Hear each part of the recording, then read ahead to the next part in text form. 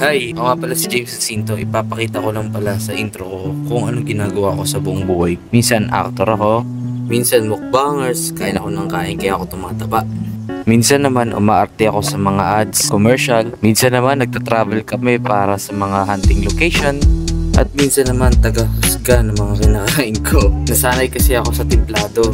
Minsan naman ang racket ko maging model. Feeling model lang naman. Ayan, pinaayusan yung mukha ko kasi para sa photoshoot. At pagka minsan at pinapalad ng konti, nagiging TV commercial.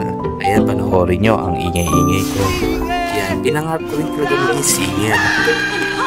At pagka minsan, TV reenactment actor ang ginagawa ko sa buhay ko. Minsan, painterist, food endorser. Shoutout pala kay Maha Donut Cafe. Noong panahong pandemya, ito ang pinagkakabuhayan namin na mag-endorse ng pagkain. At madalas, syempre, maging cookerist. Ayan ang isa sa pinakagusto ko sa aking buhay.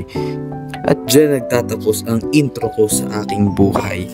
Ayan, maraming salamat pero hindi pa to ang tapos. Panimula pa lamang.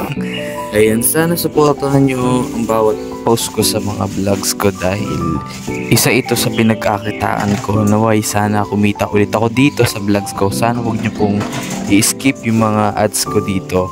Ayan, panimula ulit tayo dito sa vlog na ang gagawin dahil tumigil ako ng ilang buwan.